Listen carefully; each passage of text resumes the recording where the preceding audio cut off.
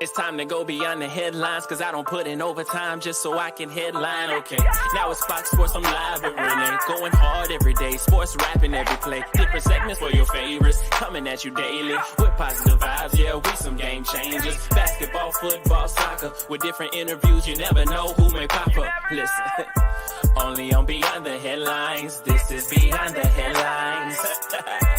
Only on Beyond the Headlines. This is Beyond the Headlines. Only on Beyond the Headlines. This is Beyond the Headlines with Renee Washington.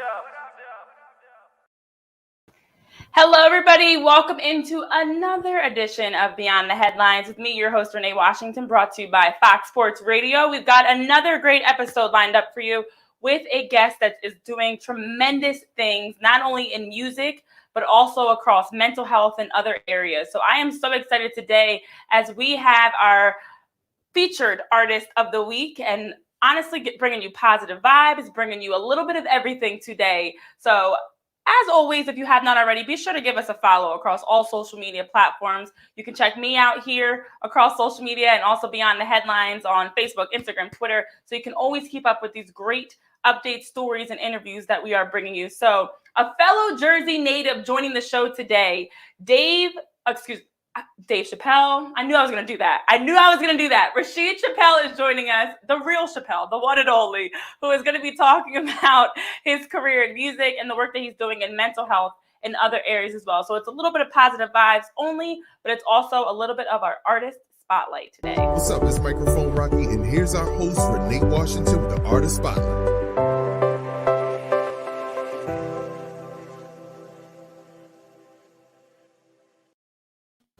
Y'all, when I tell you I knew I was going to do this because I was watching something about Dave Chappelle earlier and the names had me all confused. It is Rasheed Chappell joining us on the show here from Jersey, North Jersey, the second best part of New Jersey. Oh, second wow. to where I'm at, of course. That is Rasheed Chappell. How you doing, Renee? Nice for having me. Oh, man. I am excited to have you on. I love the things that you are doing. And honestly, it's impressive to see how you are tapping into all of these different lanes. So tell everybody what you've been up to. We're in the middle of November as we're having this conversation. The holiday season is here. You've been pumping out some great content, doing big things. What have you been up to, Rasheed? Oh, man, I just been really working on trying to promote this album I have coming out in a few days, actually, with XP The Marxman from Los Angeles, California, as well as, spreading a word about, fitness and mental health. So that's just everyday grind for me. I love it. I love to see it. And, the biggest thing that you're sharing that I took away too is how you're more than just an artist. It's more than just your music, that you're also tapping into these other areas of fitness and mental health. So first, I definitely want to get into the music side because you mentioned it's an exciting time. You've got music coming up. And I loved listening to and just hearing the music that you've already been putting out, but the work that you did with XP The Marxman, as you talk about a collaboration, East Coast, West Coast collaboration. Tell us how that came to be and what people can expect from it. Well, first, I just want to send condolences to XP and his family. He recently just lost his mom about a week ago. And initially, that's how he and I connected. He made a post on his Instagram a couple months ago, talking about her declining health. And I reached out to him just to kind of offer some words of, encouragement, to tell him to keep fighting. And he came to New York for the revealing of the Fred the Godson's street in the Bronx. And that's where we linked up initially. And then from there, that night, we actually went to the studio and laid down the first 2 tracks, which is on this album. And that's how the whole connection began from that. And you talk about Fred the Godson, that's, as you talk about the passing of his mom, I remember hearing the news about Fred the Godson as well, and actually having an interview with another guest on our show talking about it.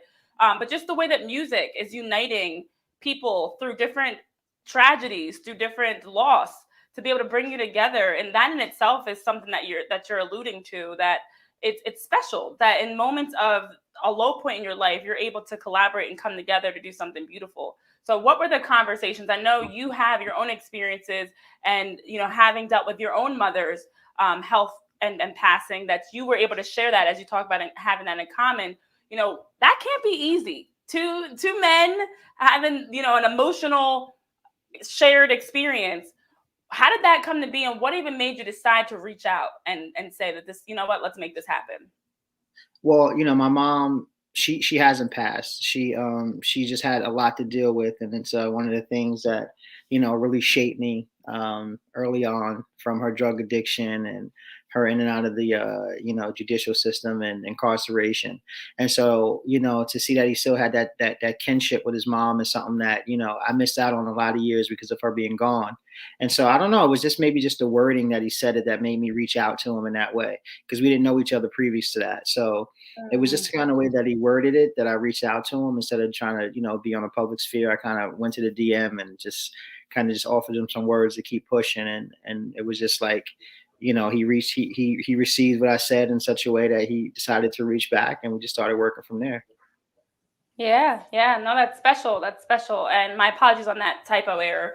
But you know, I think that is so incredible to hear, the fact that you have been able to take, again, low, you know, your own struggles, you know, dealing with your mom, him losing his mom, and being able to share these experiences, do something bigger. And I think that's something that a lot of people, when we think about music, we often just assume it's all the same genres of drugs and the same types of topics that we're getting into. But you know, you're sharing that music, it's more than just that. It's being able to use it as a positive way to uplift, to inspire, to tell great stories, and to have collaborations with other artists that are doing the same thing. You know, what do you value as an artist that you try to bring through your music, whether it's your own track or you're collaborating with someone or featured on somebody else's song? What is it that you really try to bring as an artist that's unique? You know, it's so funny that you mentioned Dave earlier, because I was having a conversation about Dave Chappelle, Richard Pryor earlier today. I was listening to Okay. his. I was listening to Richard Pryor's widow on Sway in the Morning, and she was talking about how a lot of Richard's comedy came from his pain, and a lot of us, what we do with the arts is it's coming from a place, it's coming from somewhere. This creativity is fueled by something. Some of us come from more stable homes than other, and they're influenced by the arts and things that they're able to see. Some of us take, you know, the negative experiences and try to change them to be something else, or try to find some beauty, or try to find some light in the darkness. And for me, the one thing that I always try to leave in my music is a part of me. And I hope inside of, you know, all the things that I have seen, that there is some optimism, because I always try to, you know, see the brighter side, and I always kind of err or move more towards, like, you know, there's more light than darkness. So for me, it's always just trying to be my most authentic self in every song, whether it be a collaboration with an artist or just, you know, me on my own. So I always try to put like the most authentic parts of me in every song. I respect that. I appreciate that. And I think that authenticity is something that you probably can agree goes such a long way, because you're talking about things that are you. You know, as you talk about, it's music that is related to who you are at your core, instead of just, you know, rapping and writing about things that you just think will get you the following instead of get you the right type of following. You know, I even think that in itself is something that a lot of people struggle with, clickbait and trying to do things just for that quick success, whereas you're in it for the long haul. You know, so tell us about the, you know, the music you've got coming up, because you know, again, I've been checking out your music, I've been listening, and I'm a fan, and I'm excited to see what's next. So share a little bit about it with those that are tuned in, what to expect. Like you alluded to earlier, it's definitely a collaboration of coasts. So you got the, you know, XP coming from the Valley out in LA. You got me coming from, you know, the Passaic Project City here on the East Coast.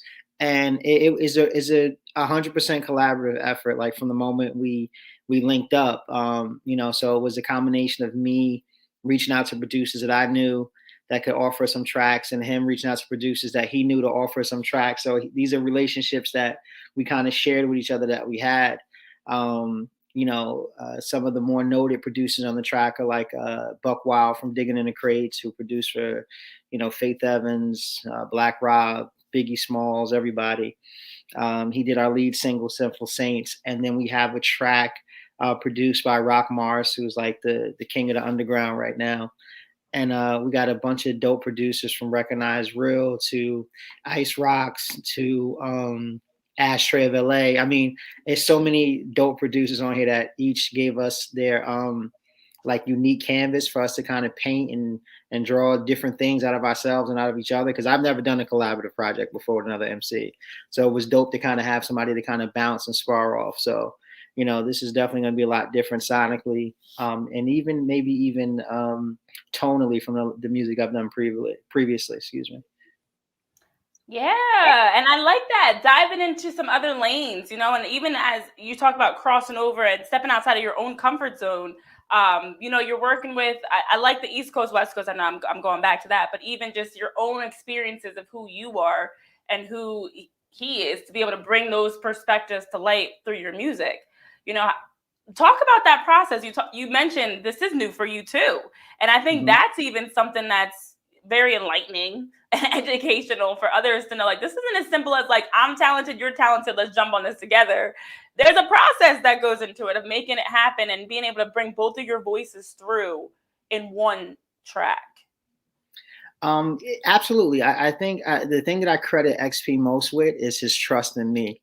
He kind of trusted me to kind of like put all the pieces together, as far as like the hooks, as far as the singers that we would bring in, as far as like where we would go to mix and master the project. So having somebody that kind of like put the faith in me as to kind of like, you know what, like, I think you probably be better like suited to handle this. That was kind of dope. But on the creative side, it was really, you know, easier to just write a verse as opposed to coming up with a whole concept, you know, on your own. So when he would send a song back, it was like, oh, okay, I just gotta kind of fill in this page right here.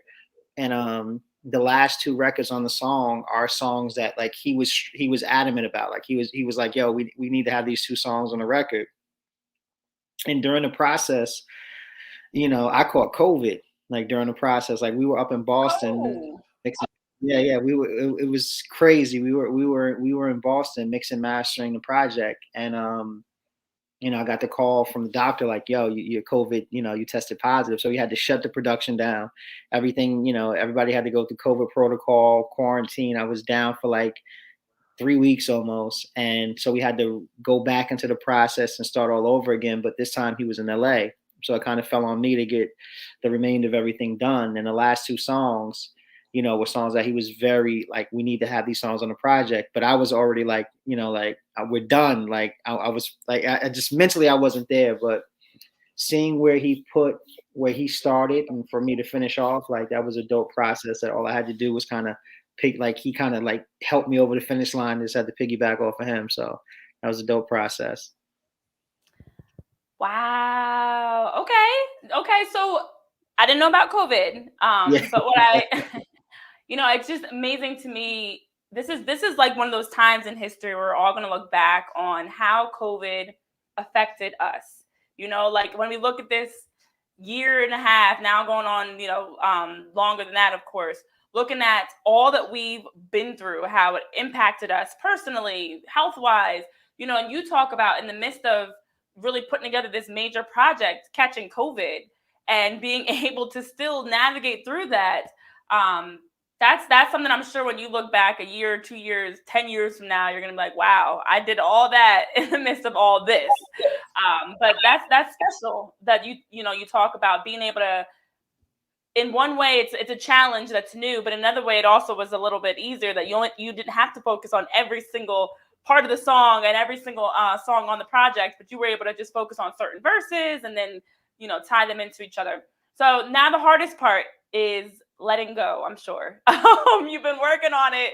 It's finally time to release and let everybody else hear what you and XP have been working on. You know, I have to imagine that part of the process is not easy as well, of being able to feel like, okay, we're done. We've done all we can. Let's launch this. Let's release this. Take us through this next step of like letting go of your baby that you two have been working on building for such a long time now. You know, Renee, I'm going to probably like take the joy out of this process, because for me, it's always about the next song. So when the album is like done in my head, I'm done with the project. Like, and so it's like that, like, you know, the jitters come back like around release day to see what people are going to think when they hear it. But for me, it's like, I'm done. So I've been done with the project for like, let's say a few months now, and I've already started working on another project. So it just never stops for me. And part of my issue as a human being is trying to like enjoy the moment. Sometimes I get so caught up and so focused on what's coming next that I don't really enjoy the moment. So it was good to have the listening party last weekend and kind of be back in that space with just me and XP and sharing the music with the people. So that was a good process for me. But I'm excited to hear, what the people are going to say, what the response to the music is going to be. Like I said, I've never done a collaborative project before. There is some rapper ego in there that like, okay, who's going to have the better verse, what the people are going to say when they hear it. But, That's true. yeah, I mean, that's how it goes. But it's cathartic because you start something and you finish it, right? Your first task of the day, whatever it may be, whether it be to make your bed, you start it, you finish, right? So we started the process, we finished the process. COVID got in the way, his mom's health, her untimely passing, but he stayed in New York, he didn't leave, he finished the process. So there's a lot to be said about starting and finishing something that definitely comes through in this project. Yeah. It's interesting because you mentioned like you're now moved on. Like you've been working on something else. And that even in itself is that like next song up, I'm gonna say mentality, or next project up mentality, that you've been working on that. You feel like you've done all you can. And so for some it may be a little bit scary and nerve-wracking of like letting go of it. But for you it's like, nope, time to let it go. I've moved on. I'm on to the next project. And that's where your focus is now, like constantly pumping out new things. So what are you working on next? What's right now, music-wise, been the project that's been taking most of your attention before we shift into the work that you're doing in mental health and fitness? But specifically, what project are you working on now? Well, just to kind of tap in, like the process is that I realized a while ago. I didn't get it initially. My first album was done with a super producer by the name of Kenny Dope, and he always used to tell me, "Don't get attached to any song. Like, don't get attached to any song." And so, it was my first album, so I'm attached to every song because this is like, this is my debut, so I'm attached to every song. But then you realize, or I've always kind of been open to the idea that I'm just a vessel anyway. So these songs don't belong to me anyway. This is energy that needs to come. This is energy that needs to be here, and I was just chosen to be the person that comes through. And I was recently listening to a TED Talks where the author of Eat, Pray, Love was talking about how she talks to this idea of this creative energy that visits her. Right? She takes no ownership of it, and she talks to it in such a way like she'll say like, okay, I got this thought or I got this inspiration, and I tell it like she'll say it aloud like, don't come to me right now. I'm on the freeway. I'm in traffic. I'm headed into a meeting. I don't have the time and space and energy to give you the proper attention that you need. So if you really want to be here, you got to wait until I'm in a place to do that. And so the process for me has been that over the past maybe 3 years, where I just been in a space like when it's time to create, it's time to create. So if it wants to come, it has to come because this is what we're doing. So I don't get attached to it that way because I know that it ultimately doesn't belong to me. And, I've just been chosen to have it come through me. And for that, I'm blessed. I like that you're a vessel, and your gift and talent and music is to allow you to create for other people. So selfishly, if you weren't releasing it, you'd be doing a disservice to people that they're not getting a chance to hear the music that you're creating. I feel like I hear that from a number of artists, especially the ones that we've had on our show, and rappers, artists, MCs, any musical talent, being that you are using your gifts to put out songs and music that's going to hopefully help somebody in some way. So I like that perspective. It's bigger than you. Yeah, but it always has been. I read an article, I think for the 25th anniversary of Thriller and Michael Jackson, like, well, in music terms, there's like this perfect trifecta, which Michael Jackson, Quincy Jones, and Rod Temperton, and they only did 3 albums together. And so it was just like Quincy Jones was saying in an interview how part of the process of them creating was they would come into the studio together, they would have their ideas, and they would leave the door cracked. And the reason they left the door cracked because they wanted to invite God or whatever that God energy is into the room. And so there's something that happens during the process where I know, I feel it. I've been doing it so long that I know, okay, this is going to be a good verse. And I verbally acknowledge that. And I thank the unit, like, thank you for, and then I finish with the process. And so, like, there's a selfish and a selflessness that is attached to the music. And so the selfish part is how much time I dedicate to perfecting my craft, right? Because it does require a lot of you, especially for what I want to do and what I want to accomplish. But the selfless part is, like you said, to get, like, here, like it's for you, like whether 100 people listen, whether one person listens, whether 1 million people listen, like here, it's for you. So selflessly, you could have it. Okay. I like the underlying foundation of everything that you're sharing is, you sound like a very spiritual person, and you sound like you're very grounded and rooted in understanding, your purpose, and that, like you mentioned, inviting God into these spaces, inviting, something bigger than you. I'm a very spiritual person myself, and I do believe that at the core of everything you're doing, whatever your faith is, for those that are tuning in, I'm not pushing my faith on anybody else, but whatever you believe in, at the core of everything you do has to align with that. So as you're creating music, and I love that example in the story that you talked about from the Thriller anniversary, because that is special, and that's something that I can hear, and even in what you're sharing is like, you're speaking in a way that I can tell it's not just about the music. And obviously we have you on here because it's not just about the music. You're also doing great work in promoting mental health and fitness. So where does all of this motivation to do more come from? I often get the question myself, and I'm always curious to hear other people's experiences of what led you to understanding, or wanting, I should say, to do more than just work, and create for yourself, but to know that you're going to create great music, but also use your platform to help spread these positive messages and inspire other people and empower other people through what you're doing. What was that turning point for you that motivated you to want to do more? It comes from, like, the irony is when you have less, you do more, right? So when I realized that I had less time, and I had less energy, and I had less motivation, and I had, just less desire to be my greatest self, I had to really tap in. And I really have to thank someone by the name of Edwin DeSena, who I've known since I was maybe 14, 15 years old, who kind of became an example for me of, like, motivation gets you started, and dedication keeps you going. Excuse me. Your discipline keeps you going. And so, I've always been a fan of boxing, and you can't box without being strong between the ears. It's not about the body. The body follows the mind. And I had all these books that I had written. I had lived, like, a pretty colorful life, but it was like I had gotten to a place with the separation of my wife where I kind of just, like, got lost.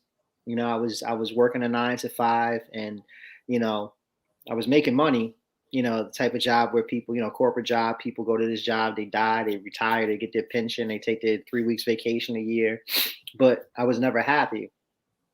And so I had to really figure out, like, who I wanted to be. And ultimately what I wanted to be was the best version of myself. So, I had to do the work, and the work started from the inside out. And once I started edifying myself on the inside, we say at the boxing gym all the time, you could look like a fighter or you could fight. Like, which one do you want to do? Mm-hmm. Right? Because there's a lot of people who we walk around and we look like the part, but we don't really play that role. You know what I mean? So we look on the outside that we have it all composed, we have it all together, but we really don't, and it's fine. But the thing is, it's fine not to have it all together, because no one does. But it's acknowledging in those moments when we don't, like, is there a safe place for us to go to acknowledge that, and still, like, come back on the other side and be ready to do some more work. So that's what it's all about. Wow. Yeah. And as you talk about, it's through, when you have less, you want to do more. When you have major changes in your life, those are the defining moments that can either make you or break you. And as you're talking about, being able to use them and use those experiences to really be able to pivot and adjust and figure out how you can continue to not only push forward for yourself, but to also push forward to be able to help others. And I like what you're saying about even boxing, because it's always great to me. I feel like everybody has that metaphor, like that aspect of their life that is kind of the foundation. And for you, it's boxing.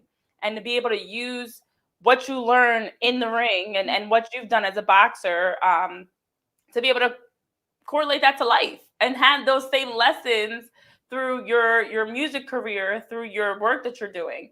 So have you always been in boxing? Give us a little bit about your boxing background. Are you holding back on us? You're low key like. I would never call myself a boxer, because I respect too much what those guys do.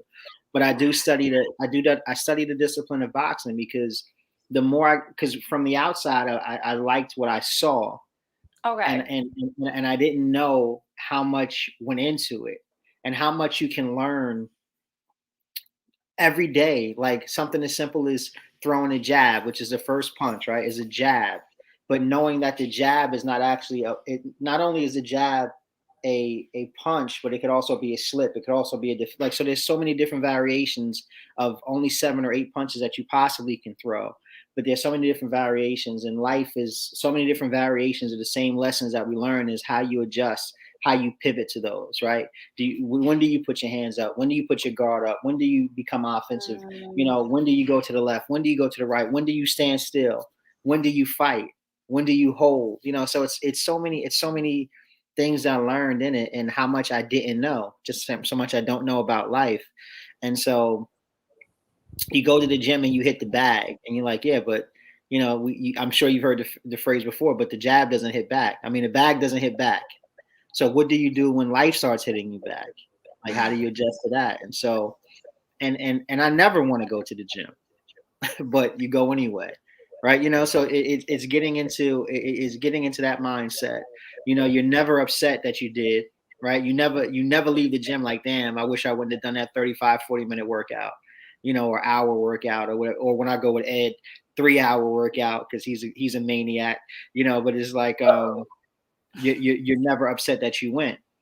You found out something about yourself, because life is going to test you, right? And I said this on a song, like, we all have a price, and you better hope that you know what yours is before someone else does, right? Because you never want to meet that day where you find out what you're praying, like, oh wow, I'm made of this and I don't have it, So we have a saying that if someone's going to take it from me, it has to be another lion. It's not going to be a lamb. It's not going to be, it has to be another lion.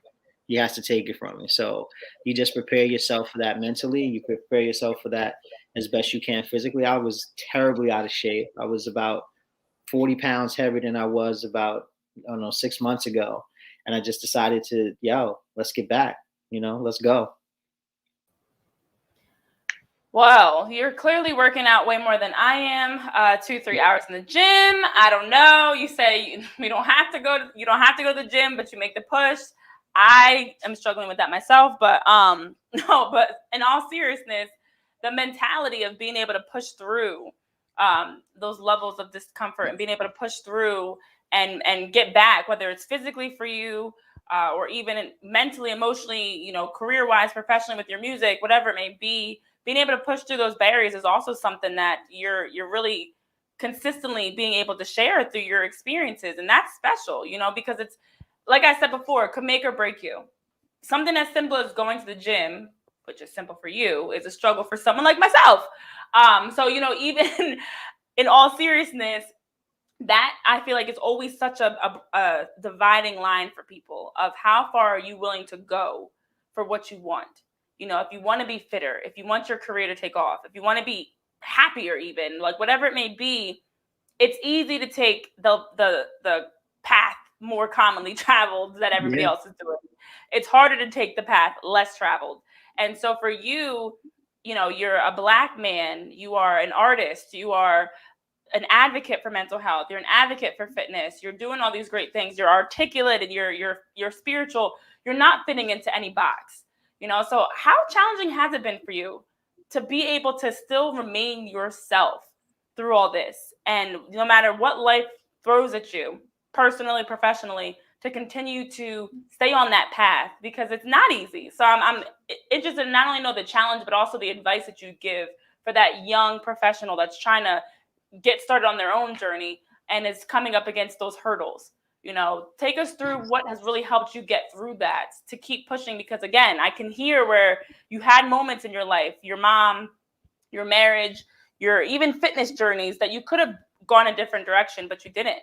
So what is that advice, and how challenging has it been for you to push through? Renee, honestly, I get that question a lot, and I don't know. You know, I just always felt that, you know, there was more for me. You know, and I think it's a personal decision that we have to make. Like, you know, where you are, or, you know, doesn't have to be where you stay. And I was just never satisfied. I was just never satisfied. And it may ultimately have cost me my marriage. It may have, I know it's cost me some personal relationships, because I was just never satisfied. There's so much more. I come from a city called Passaic, New Jersey, which is 3.2 square miles. It's one high school, one middle school. Everybody knows each other. Both my parents are crackheads. You know, if you look at statistics, I'm not supposed to be doing any of the things that I've done, you know, performing in Switzerland and Germany and Japan. I'm not supposed to do that, but I always knew I would. There was never a doubt. You know, we talk about, you know, this confidence that a Kanye West has, or we talk about the arrogance that a Michael Jordan may have had when he played. But, you know, in order to chase a dream, right? And this is crazy, not to get too philosophical, but in order to chase a dream, you have to abandon reality, because everything in reality is going to tell you no. Everything is going to tell you, everything in life is going to tell you, you know, get that extra half hour of sleep, eat that cheesecake, you know, stay up later. You know, like you said, is about what you want. Like, what are you willing to do to get it? And trust me, I struggle to find the time.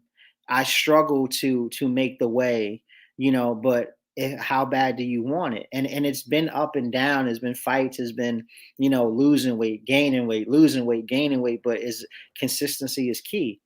And it's like, you know, you just have to commit to it. And it sounds so much easier than said. And I will tell you, it is hard. It is very difficult. You know, I've been offered record deals from major labels, from Sony to Atlantic, but that artist is not who I am. I would have been miserable doing something that wasn't me, just for, you know, because people, they wouldn't have known me. And it's like, you know, like, I'm putting so much of me into the music. If 100,000 people around the globe knows me, for me, then I can respect that, as opposed to 100 million, you know, having some caricature or, you know, some false image of me. Wow. Dropping gems, Rasheed, dropping gems. That's how we do in Jersey. We just drop gems. Yes. We've got experiences that we could just like. Only in North Jersey, though. Only in North Jersey this comes from. Okay. All right, that's a good punch back for the jab I took at North Jersey earlier, so we're even. But no, in all seriousness, as you talk about, I love that quote that you said of it. In order to chase a dream, you have to be willing to abandon reality. You know, you've got to let go. You know what? God works in mysterious ways, because when I tell you, I was just listening to a message about this earlier, about having to let go of yourself in order to pursue what's bigger than you. You know, we often get so tied to what we think is supposed to happen, what we want, what we think we're supposed to be doing, and our plan, that we lose sight of the fact that we might be limiting ourselves. We might be, and this is literally what I heard earlier today, which is, again, timing is everything. We might be so focused on trying to build around an old, expired version of us that is outdated, that is lesser than what we could be, and blocking our own blessings because of that. So as you're sharing, you know, you grew up in Passaic. I know Passaic. You grew up in Passaic in North Jersey. You're in a town that's, as you mentioned, small, where you're not supposed to make it. All factors around you are pointing to you not getting to where you are today. Yet here you are, you know, so you had to let go of who you were and what society was trying to even possibly box you into, to be able to step into something far greater than yourself. So I love that idea of, you know, abandoning reality to pursue a dream, you know, letting go of what you see to step out on what you have faith on what you can't see. Mhm. So, what all are you doing around promoting fitness and mental health? Just share that with those tuned in as well, because I can hear it. It's consistent, it's authentic. And as you mentioned, it's not for show.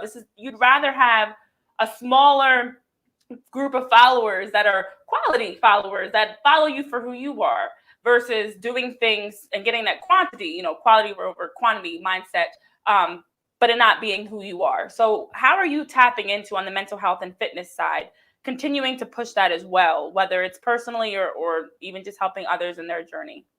Well, I mean, it's just what you said. It is a private thing, and it is something that, as a group of us who we kind of hold each other accountable. And it started, with me personally with Ed, and then he introduced me to a brother by the name of Pete.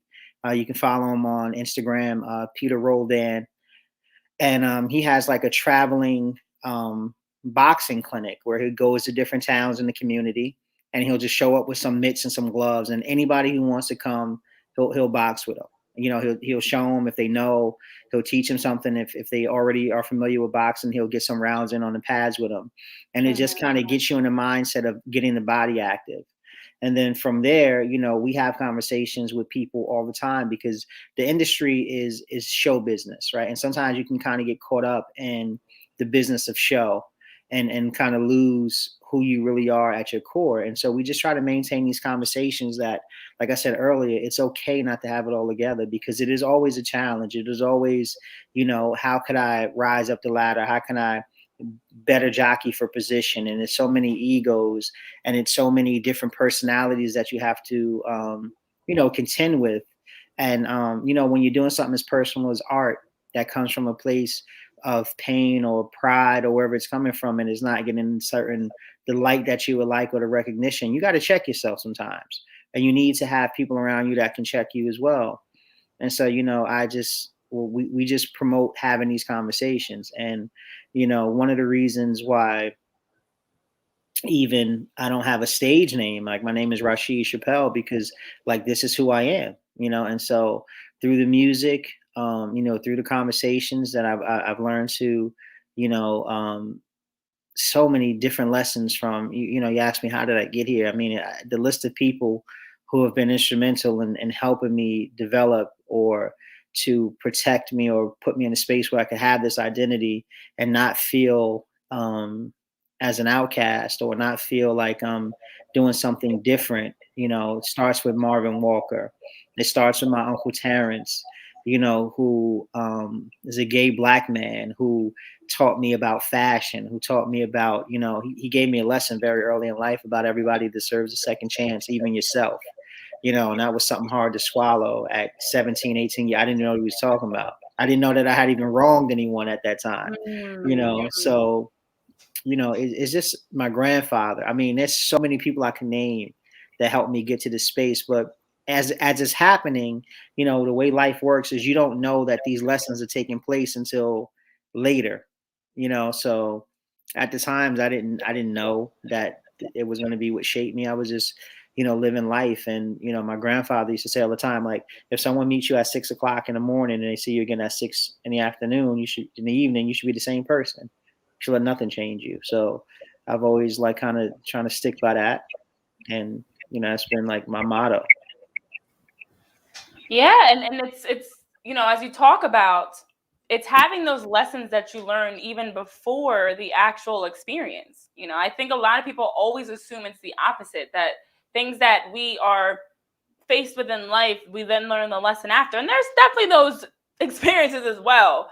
But as you talk about the village around you, your grandfather, different people that have been so instrumental in your life, a lot of them were even teaching you things before you even knew. They were preparing you for things that you didn't even step into yet, that you didn't even see and deal with yet. So, I think that is even something that we often lose sight of, the value of our past and how it can help our future. You should be learning, you should be listening, you should be growing, of course, through what you're going through now, but you should also be able to tap back into some of those previous messages that you heard growing up. As you talk about being 17 years old, and at that time, you probably didn't even understand why, as you're sharing. But again, eventually it did make sense. So I love that theme and that idea, I should say, of things not always making sense right now, but one day it will. You know, whether it's a lesson, an experience, a hardship, a struggle, whatever it may be. You know, sometimes we're often so focused on like, what does this mean? When in reality, that message that you heard at 17 didn't mean anything at that age. It wasn't supposed to. It was preparing you for years from then when it would make sense. Ooh. Yeah, what do you say? The best teachers in life are what? Empty stomach, empty pocket, and broken heart, right? So it's like what do you do with those things, right? So you learn from heartbreak that you're not gonna die, right? Like it's like you can love again. It's okay. It's fine, you know. And you learn from an empty stomach that look, you know, like some days are gonna be lean, and what are you gonna do in those days? And with an empty pocket, you got to go out and get it, you know. So I've also learned a ton of lessons from the other way, right? So you know, like my parents, like I said, both were addicted to crack and cocaine and alcohol. I've never drank or smoked in my life, not because I was on some I'm better than, but I just saw and went the other way, you know. So you learn, and I thank my parents all the time. I thank them all the time for what they showed me, because I knew, okay, that's not what I wanted to do. So I went the opposite way. And so I learned from people, you know, I learned loyalty and I learned respect from, you know, somebody who, you know, was a huge drug dealer in my town, but he refused to let me sell drugs because of the respect he had for my dad. So he would, he literally he had 3 cars maybe at the time. I had a bike, and he would have me ride my bike to pick him up on my bike to drive him to where he was going to be, to ride him to where he's going to be. And then at night he would invite me over to his house. He would have me iron his pants for him and give me like $4 for a pair of pants that I ironed. He would have his mom cook, bring stuff home for my sister, you know, who's 9 years younger than me. And, you know, like he took care of me, you know, and he, you know, and showed me a lot. Like, you know, like, yo, like he was like, you too smart to be out here. Like you got too much going on. And it would have been so much easier for him to give me something to just go make some money on the street. But he was like, nah, that's not how it's going down for you. So there's been a ton of people, man. Yeah, and those warriors, those angels, those people that help, as you're talking about, they show up in different forms at different times. And it is like you said, you know, it doesn't always in the moment make sense, but I'm sure now looking back, you're so thankful and appreciative. Like you said with your parents, you're so thankful and appreciative. And as a kid growing up with 2 parents who were addicts, not gonna think that at that time you're like, oh, thanks, mom and dad. But now as an adult, when you talk about the strength and the way it's helped you go a different path in your life, and you still have that relationship with them, or you are still close with them, it sounds like you now have a better understanding of kind of the overarching why you went through that. Let me share this with you, right? And it's so crazy how life, like you said, it just, you know, the conversation that you have. And I know I thought that the reason that there was a distance between my parents and I was because of their addiction, right? I was certain of it. I was 100% certain that if my parents were clean, our relationship would be better, right? When I started having kids, you know, because my wife and I started having kids at 17, I was like, I'm never gonna be like that. I'm never gonna be like, I'm gonna be emotionally available for my kids. I'm gonna be physically present for my kids. And as they grew up, you know, we bumped heads, and it was like it didn't matter. Like that's the relationship between parents and kids sometimes. So it made me come back to say, you know, once my parents got clean, because I was holding, you know, again to what my uncle taught me, like everyone deserves a second chance, even yourself, because you don't want to be judged for your worst day, right? You know, and even crazier, I don't want to be held to the standard of my best day.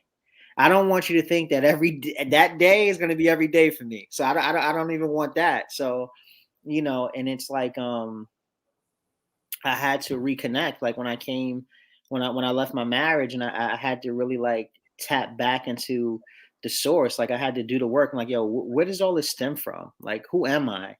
And you know, I've made a ton of money and been unhappy. and I faced eviction and been the happiest because I was living life on my terms, which is so crazy. And you know, it's just amazing, the journey of life. And it's like, you know, I wouldn't change any of it. You know, I've never had a bad day because I've never missed one. You know, you miss a day, try missing a day, you see what a bad day is. And I've just learned so much, you know, and I'm just always so excited for the next one to see like what I can learn today, you know. So life is a crazy but beautiful thing. Yes, it is. And I didn't know you were going to come on here preaching. I mean, somebody passed the collection plate. My cash out. Cash out. My goodness, you came in here, I mean, dropping some serious great gems. I mean, even the perspective you're sharing about how when you became a parent, trying to just be this perfect dad for your kids and understanding that, or learning, I should say, that regardless of who your parents are, I don't care how much money they have, I don't care what jobs they have or anything else, you will always butt heads with your parents. And that even is such a small lesson that you're like, that perspective that you were able to learn and that you are sharing of like, we often think of our experience as being so terrible. And yes, you butt heads with your parents, but so did I, and so did everybody else, you know, regardless of what your upbringing was. So even that small little bit of perspective that you were able to get now being on the other side as a parent yourself, it just ties back to the idea of being able to learn from your past, grow from your past, and even appreciate it. You know, like I put on the screen the good and the bad, appreciating it all because it did really shape who you are today. So, you know, you've got some incredible things that you are doing. I know you touched on the fact that you are releasing your project. RX is coming out this week. I cannot believe it. I remember us scheduling this interview and the timing being perfect. So just share a little bit with everybody before we wrap up here, not only where they can follow you, but what they can be on the lookout for, where they can get, you know, promo everything, where they can listen, where they can follow, where they can keep up with you, promote it all. Okay, here it goes. Rasheed Chappell, the album RX for XP The Marxman is dropping this Tuesday at midnight. So the 17th is going to be available on all streaming, all digital, wherever you get your music from is where you can find it. YouTube, it's going to be on Tidal, Spotify, Apple Music, everywhere you can get your music. We also have a music video dropping entitled Toss the Metal, which is produced by Roc Marciano, featuring Jay Royale from Baltimore. Shout out to Jay Royale. Directed by my man. Actually, I directed the video. That was my first directorial debut. I actually directed this music video called Toss the Metal. But we have a video being, we have the videos out, Sinful Saints, which was shot by my man, Famous AAA, who is a phenomenal videographer who I've been working with for almost like 4 months now, like every visual that you've seen pretty much. We also got New Vegas Films doing a couple of videos for us as well. You can find me on Twitter, Instagram, Rasheed Chappell everywhere. XP The Marxman with an X in Marxman. You can find him everywhere as well. Shout out to all the producers that worked on the project. Cape Town, who did the artwork, Adam, who's doing our digital distribution through Perfect Time Publishing, just everyone who's helped and touched this project, from Yolanda Sargent to Jeanette Berry, to DJ Eclipse, who did cuts on the record, Malcolm Seth, Arkin, so many people, everyone who touched the album, I want to thank you. Renee, I want to thank you for giving us an opportunity to kind of talk about some things beyond the music. Every platform that's given us, some voice to talk about the project. Like, I'm thankful for that. And, I got a project coming. I don't even want to talk about the project coming after that because I want to live in the moment. I want to follow my own advice. Absolutely. And XP The Marxman, Rasheed Chappell, RX, November 17th, the day before my 17-year-old turns 18, who's here with me right now. So yeah, like, life is good. Wow. Well, happy early birthday to your 17-year-old who's going to be an adult. Good luck. Good luck, I should say. He's my A&R. He tells me if the songs are good or not. There you go. See that everybody has a role to play. Everybody has a role to play.